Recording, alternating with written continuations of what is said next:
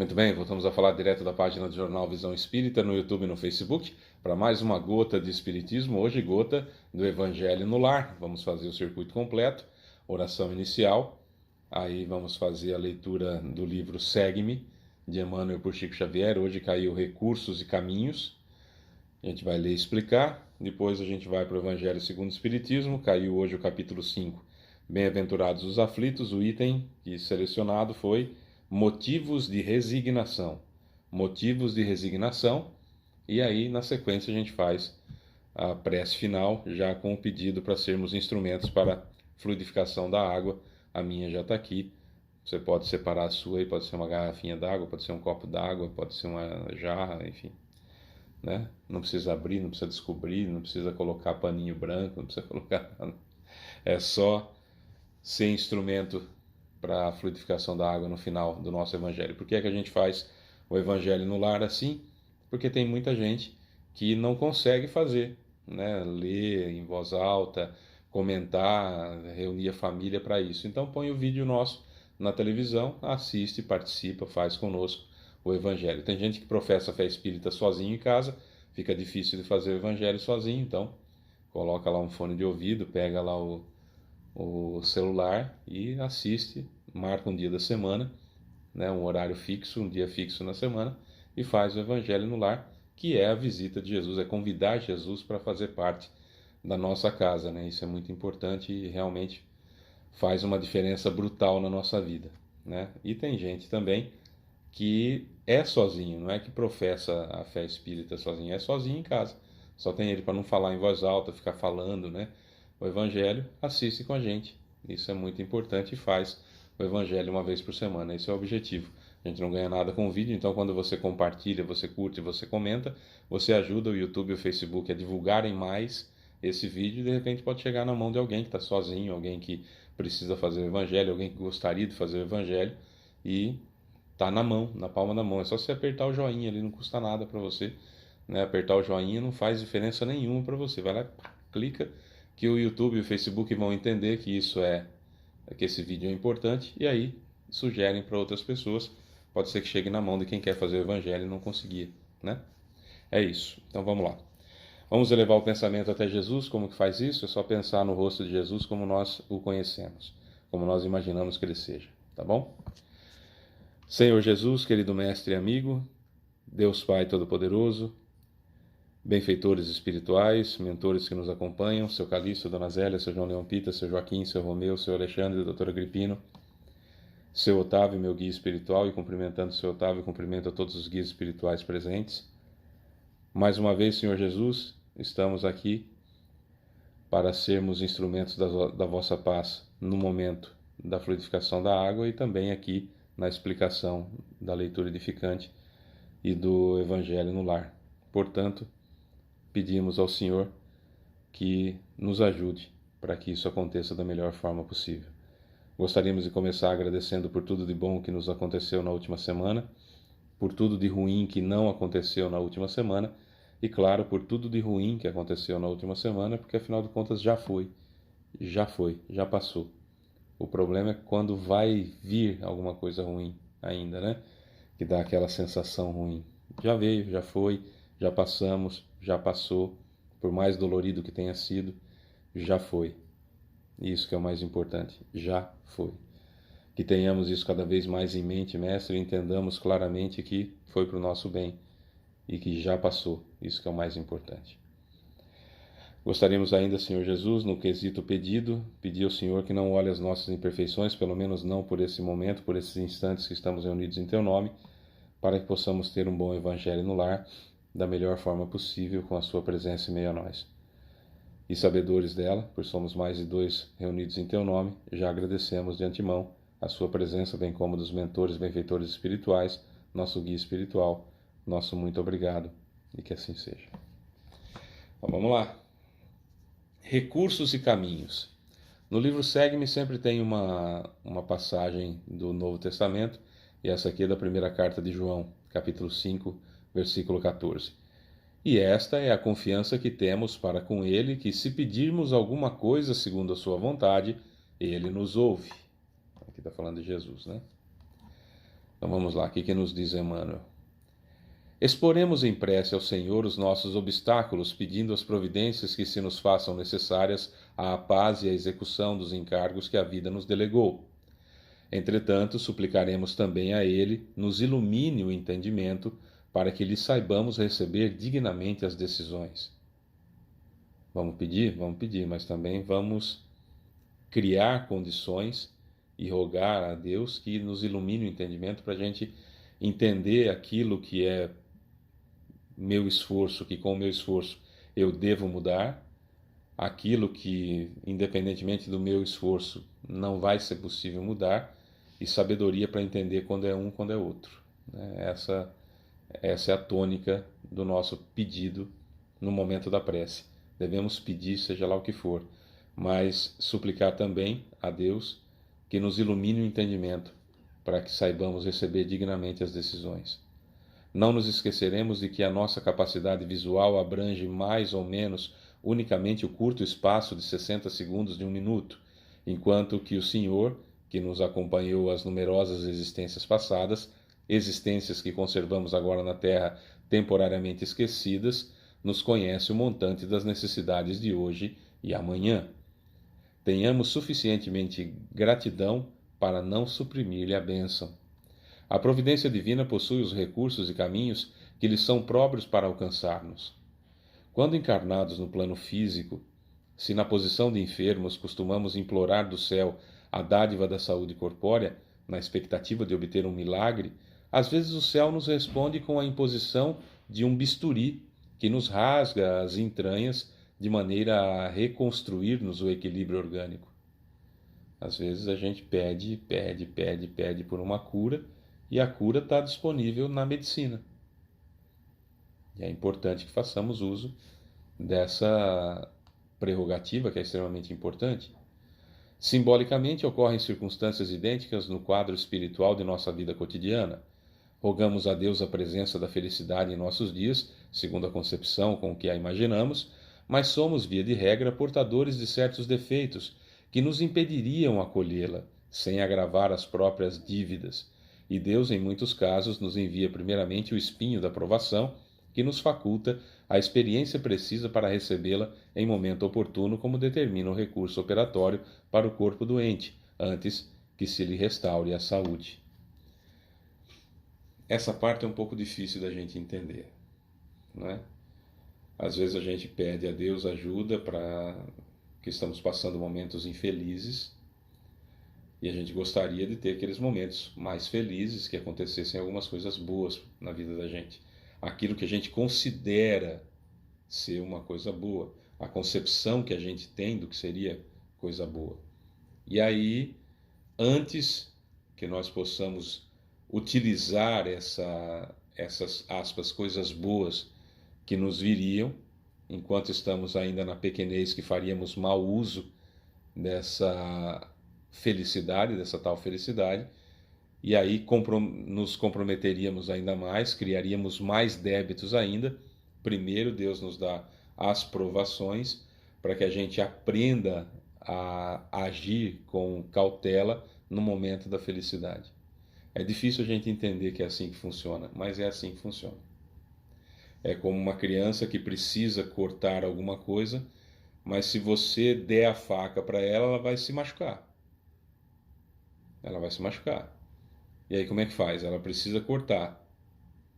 Então primeiro a gente pega e compra para ela uma tesoura sem ponta, compra para ela produtos que ela vai até doer um pouco a mão, mas ela vai fazer um pouco mais de esforço para cortar e tudo mais, e vai fazer a diferença até que, suficientemente treinada com aquela dificuldade daquela tesourinha maledeta que a gente conhece, que não corta absolutamente nada, que a criança fica, fazendo assim, não corta, mas pelo menos não se machuca, mas cria destreza suficiente para que depois você dê uma tesoura com ponta para ela que corte normalmente e ela não se machuque.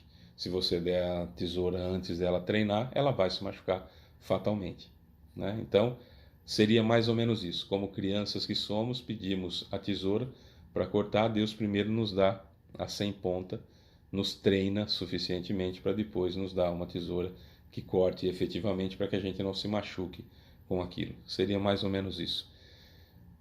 É difícil a gente entender, no momento que a gente está passando por uma certa aprovação, a gente entender que é isso, que primeiro Deus está nos preparando para depois conceder aquele pedido que a gente fez. Então, peça, seja lá o que for, peça, que Ele vai dando de acordo com as nossas capacidades ou nos treinando para receber aquilo que a gente tanto pede a Ele.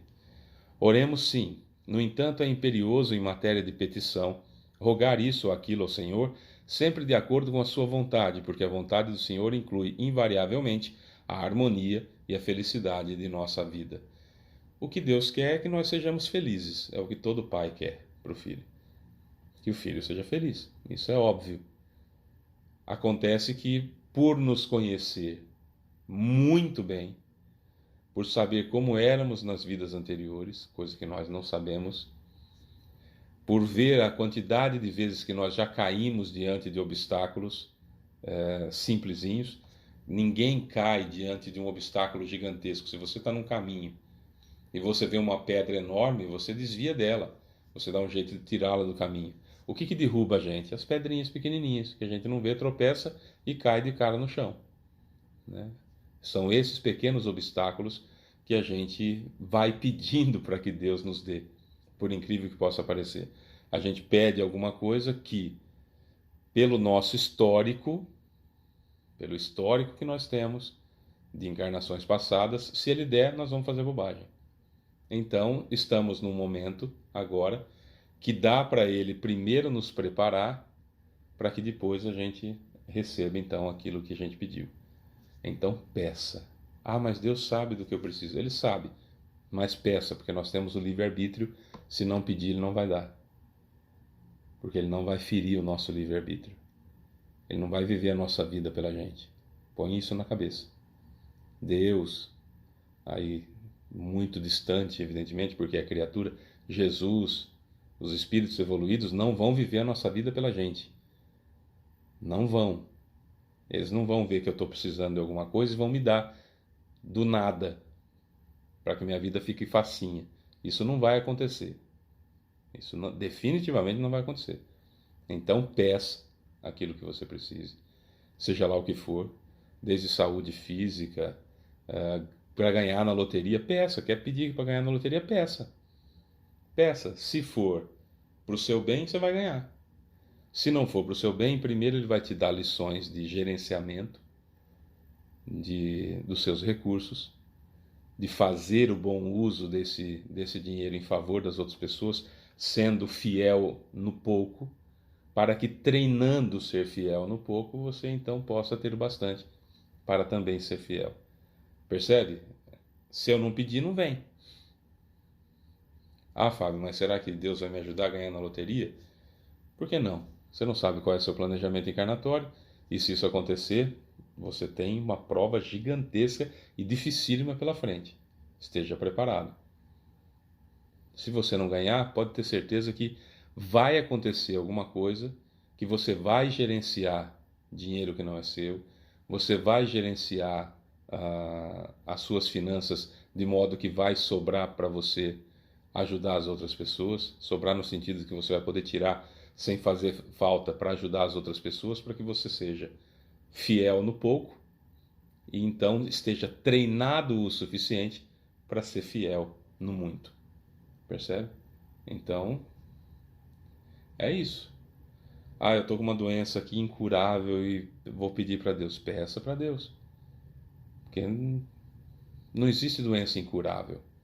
De repente vai acontecer alguma coisa, vai aparecer uma nova técnica, você vai receber um auxílio que você não estava esperando para fazer uma cirurgia, para acontecer aquela cirurgia, e aí você vai e faz a cirurgia que nos outros não funcionou e para você funciona perfeitamente, porque você pediu.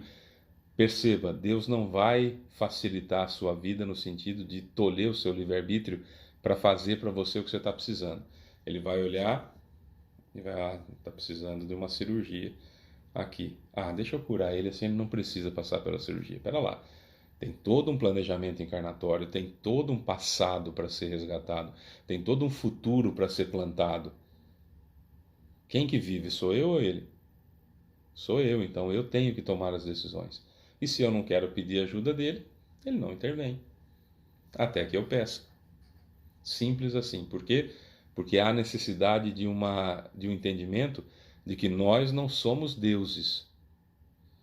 Nós somos filhos de Deus. Não somos deuses no sentido de que nós somos independentes e não precisamos uns dos outros e não precisamos dele.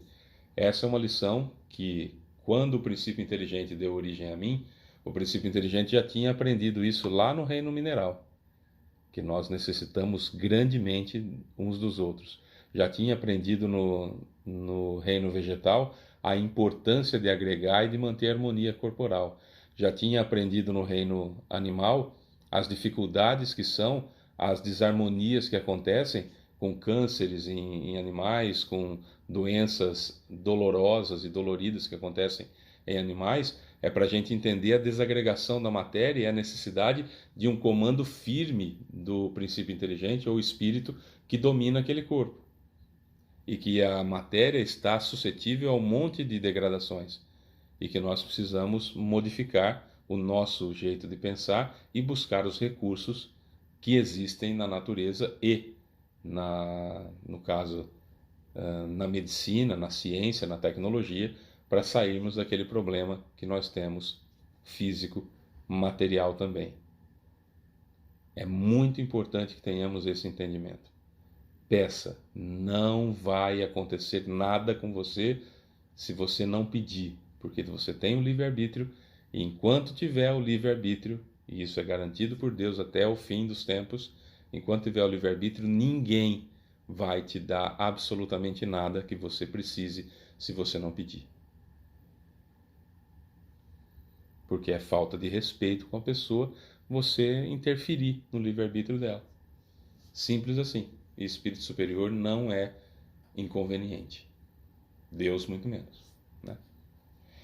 Motivos de resignação. Capítulo 5, Bem-aventurados os aflitos. Por essas palavras, bem-aventurados os aflitos, pois que serão consolados, Jesus aponta a compensação que hão de ter os que sofrem e a resignação que leva o padecente a bendizer do sofrimento como prelúdio da cura.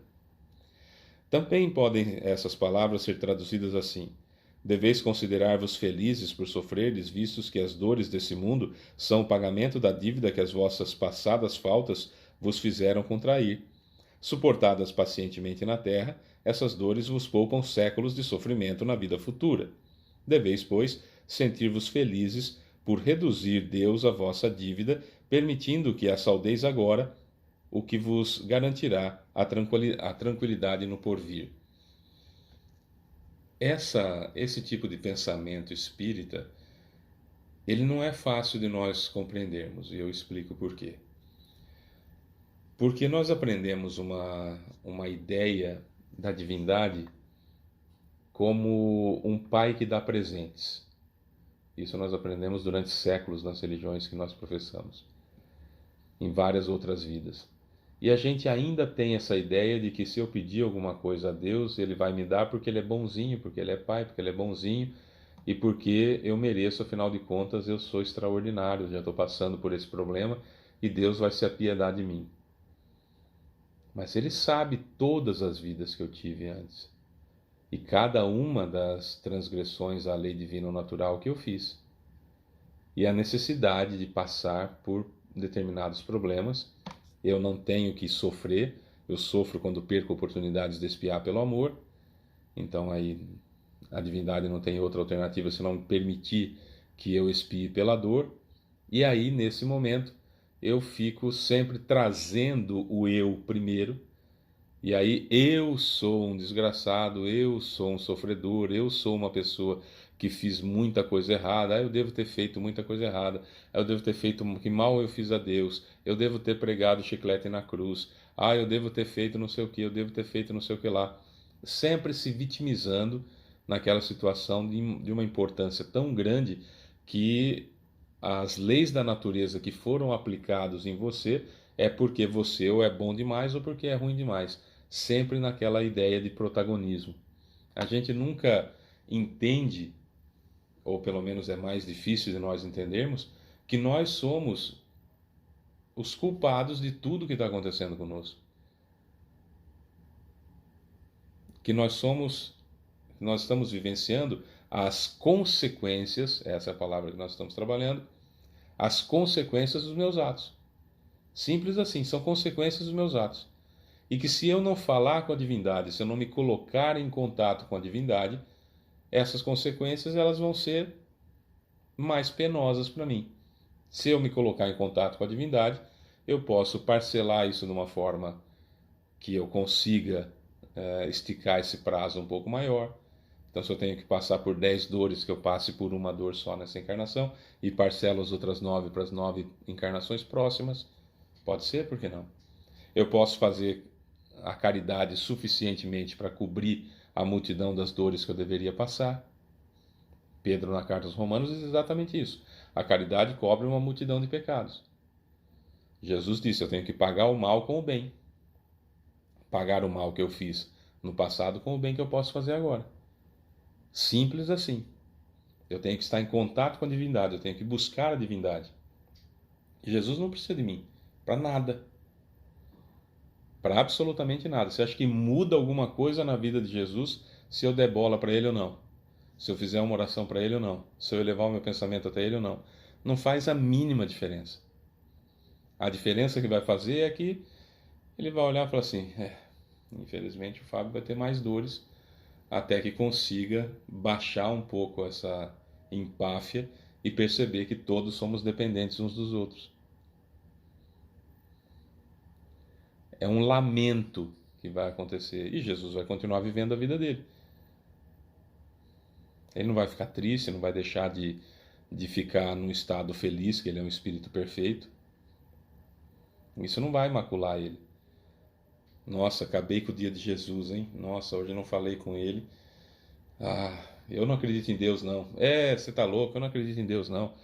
Deus não existe, senão não estaria fazendo isso comigo. Nossa, Deus não vai nem dormir à noite de ficar preocupado com você, né? Na hora que chegar à noite, Deus vai falar assim, ai, pelo amor de mim, olha, o Fábio tá bravo comigo lá. Não vai acontecer, bem. Não vai.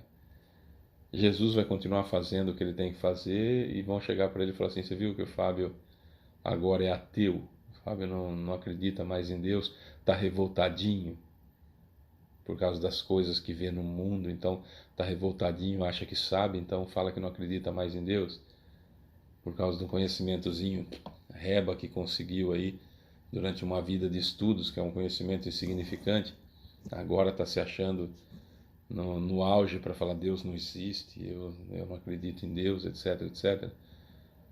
Nossa, acabei com a noite de Jesus, ele não vai nem dormir, ele vai ficar pensando. Toda vez que chegar alguém para ele e falar assim, Senhor, tem uma oração chegando aqui, precisa, ele fala, olha, tô com a cabeça cheia porque o Fábio virou ateu, não vou nem atender as outras pessoas. Nossa, o Fábio tá chateado comigo, meu Deus, eu tinha que ter curado ele tá com uma doença lá, precisa ser curado, eu não curei, agora ele tá chateado comigo, nossa, isso está me incomodando tanto.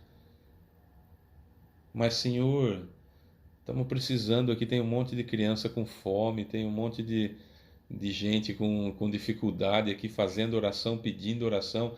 Ai, eu tô com a cabeça cheia porque o Fábio está preocupado comigo. Será que é isso que vai acontecer? Ou será que ele vai continuar fazendo o que tem que fazer e quando eu baixar aqui a minha bolinha, né? E voltar a ser um ser humano normal, aí ele me ajuda conforme precisa ser ajudado. São essas coisas que a gente precisa ver, às vezes falar de uma forma ridícula, né? Numa brincadeira, numa forma jocosa, para a gente ver e falar assim, nossa, como eu sou tolo de achar, né? Que Deus está nesse tipo de preocupação comigo, né? Ó, Jesus, essa noite não vai nem dormir porque eu estou revoltado com ele. Falei, hein? Falei para Jesus, falei, olha, o Senhor me paga, olha o que eu estou passando aqui, o Senhor não vê. Ele fala, meu Deus, Pai, o que foi que eu fiz que o Fábio está chateado comigo? Eu não sei o que eu faço. Jesus está em depressão, Jesus está tomando um antidepressivo porque você virou ateu. Porque você está revoltadinho, porque você está bravinho. Jesus vai ter que tomar Rivotril para dormir. Desculpa, fala bobagem. Aí tosse. O homem que sofre assemelha-se a um devedor de avultada soma, a quem o credor diz: se me pagares hoje mesmo a centésima parte do teu débito, 1%, a centésima parte do teu débito, quitar-te-ei do restante e ficarás livre. Se o não fizeres, atormentar-te-ei até que pagues a última parcela. Não se sentiria feliz o devedor por suportar toda espécie de privações para se libertar, pagando apenas a centésima parte do que deve? Em vez de se queixar do seu credor, não lhe ficará agradecido? Tal o sentido das palavras: bem-aventurados os aflitos, pois que serão consolados. São ditosos porque se quitam e porque, depois de se haverem quitado, estarão livres. Se, porém, o homem, ao quitar-se de um lado, endivida-se de outro, jamais poderá alcançar a sua liberdade, a sua libertação. Ora, cada nova falta aumenta a dívida, porquanto nenhuma há, qualquer que ela seja, que não acarrete forçosa e inevitavelmente uma punição. Se não for hoje, será amanhã. Se não for na vida atual, será noutra. Entre essas faltas, cumpre se coloque na primeira fiada a carência de submissão à vontade de Deus. Logo, se murmurarmos nas aflições, se não as aceitarmos com resignação e como algo que devemos ter merecido, se acusarmos a Deus de ser injusto, nova dívida contraímos, que nos faz perder o fruto que deveríamos colher do sofrimento. É por isso que teremos de recomeçar, absolutamente como se a um credor que nos atormente pagássemos uma cota e a tomássemos de novo por empréstimo. Ao entrar no mundo dos espíritos, o homem ainda está como o operário que comparece no dia do pagamento. A uns dirá o Senhor: aqui tens a paga dos teus dias de trabalho. A outros, aos venturosos da terra, aos que hajam vivido na ociosidade, que tiverem feito consistir a sua felicidade na satisfação do amor próprio e nos gozos mundanos, nada vos toca, pois que recebestes na terra o vosso salário. Ide e recomeçai a tarefa. Pede o que você achar que deve pedir para Deus, peça. Entenda que, no momento que você está passando por uma provação qualquer, por uma expiação qualquer, que você, eu, qualquer um de nós estejamos passando, significa dizer que nós estamos tendo a oportunidade de quitar um débito. Deus, que sabe de todas as nossas encarnações, sabe da necessidade de passarmos por aquela situação. Porém, no entanto, contudo, todavia, ao pedir ajuda para Ele, Ele nos dá condições de colocar em prática o conhecimento que nós adquirimos, principalmente nós espíritas, e fazendo o bem aos outros, apesar da dor pela qual estamos passando, estamos quitando o nosso débito e criando condições para que Deus olhe para nós e fale assim: olha, você me deve 100 mil dólares, vamos falar, você me deve 100 mil dólares, mas se você me pagar $1.000 agora, eu esqueço a dívida de 100 mil dólares por esses $1.000, mas eu não tenho esses $1.000. Se vira, trabalha dia e noite, se vira. Empresta de alguém, vai fazer trabalho extra, se esforça. Não é preferível você passar aí um mês no sufoco absurdo, economizando o máximo, vivendo numa situação ali de cinto apertado ao extremo, para conseguir esses $1.000, para saldar uma dívida de 100 mil com 1.000? Não compensa? Vale a pena, evidentemente que vale a pena. Porque se não pagar, você vai preso. Então vamos lá. Se você não me pagar os 100 mil que você me deve, você vai para a cadeia. Mas, como eu sou benevolente, se você me pagar milão hoje, se você me der milão hoje, ou se você me der milão daqui a um mês, eu esqueço essa dívida, a gente quita tudo direitinho, mas eu quero pelo menos 1.000 até o final do mês. Você não vai fazer tudo o que é possível, imaginável, para conseguir esses mil dólares? Você vai fazer tudo que for possível e impossível, você vai fazer para conseguir. Você vai passar noites em claro, você vai passar por um sofrimento, não é? Por um incômodo, por um inconveniente. Você vai ficar várias noites sem dormir. Você vai trabalhar em 2, 3, 4 empregos. Tudo que tiver ao seu alcance. Se for para carpir um terreno, você carpe. Se for para ajudar alguém numa colheita, você ajuda. De noite você trabalha num lugar, de dia você trabalha no outro. Precisa comprar alguma coisa, você não compra. Se você vai comprar comida, né? Vai comprar uma marmita de 10, você compra meia marmita e economiza 5 e fica ali com fome, mas está economizando. São os sofrimentos que você faz naquele mês, aquele sacrifício, vou tirar o sofrimento, aquele sacrifício que você faz durante um mês para poder então pagar os $1.000 e ficar livre de uma dívida de 100 mil. Não vale a pena? Lógico que vale a pena. E isso acontece a cada instante que nós pedimos ajuda a Deus. Ele faz isso.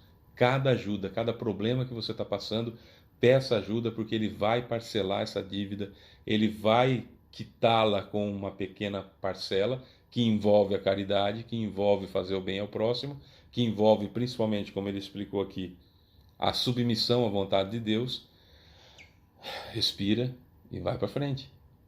Vale a pena, muito, porque se hoje é o dia que nós estamos mais evoluídos desde que nós fomos criados, imagina como nós éramos e o que nós fizemos em encarnações passadas. Então vale a pena sim aproveitar essa oportunidade de quitação de dívida parcelada ou pelo mínimo do mínimo. Aproveita, não perca essa oportunidade de jeito nenhum. Vale a pena mesmo. Isso acontece com todo mundo. Não há privilégios. Acontece com todo mundo. Peça. Simples assim. É isso. Bem-aventurados os aflitos e bem-aventurados aqueles que são resignados, não é? Resignação significa não se revoltar contra Deus, porque a culpa, a responsabilidade, a consequência que estamos colhendo agora é nossa, única e exclusivamente nossa, porque nós que plantamos, e lutar com todas as forças para sair daquela situação que nos encontramos. Isso é resignação. Vamos lá, vamos para a fluidificação da água. Eu vou ser instrumento da minha, você vai ser instrumento da sua, e assim sucessivamente. A energia vai entrar pelo meu chakra coronário, vai metabolizar no meu organismo, vai sair do meu perispírito para a água, certo? Certo. Se eu esticar a mão e imaginar que a energia está metabolizando e saindo pela terminação nervosa das minhas mãos, é o que vai acontecer? É exatamente isso. E aí eu vou sentir, inclusive, minha mão esquentar. Precisa esticar a mão? Não, não precisa. Se esticar fica melhor? Fica, porque a nossa mente ainda precisa de certas muletas, não é? E essa é a nossa. Vamos usar, certo? Precisa destampar? Não! Precisa abrir a garrafa? Não, porque está lacrada. Não, não precisa. Vamos lá.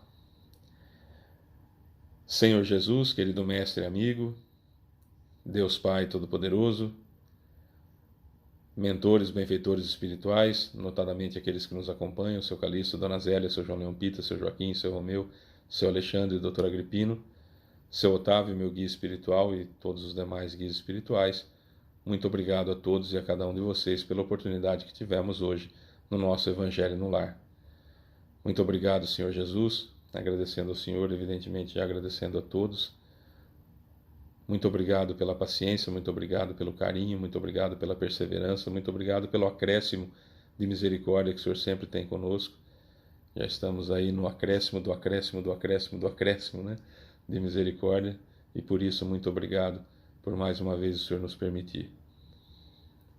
Já que o Senhor está acostumado já com o acréscimo de misericórdia, mais umzinho a gente pede ao Senhor que não olhe as nossas imperfeições nesse momento e nos utilize como instrumentos para a fluidificação da água, notadamente para aquelas pessoas que nós vamos mentalizar agora, vamos dizer em pensamento, que nós gostaríamos que recebessem os eflúvios necessários.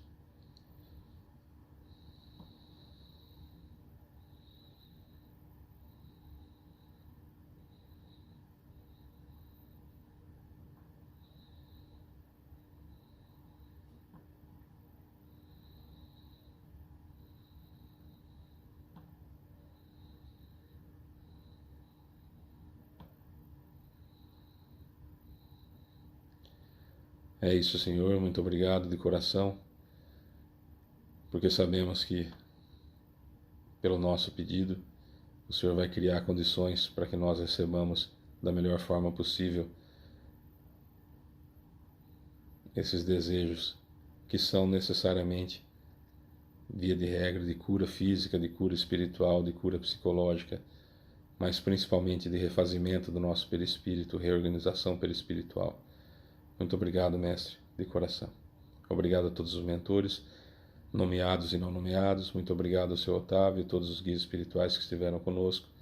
Até a próxima semana e que assim seja. Então é isso, meus amores. Semana que vem a gente volta com mais um Evangelho no Lar, a visita de Jesus à nossa casa.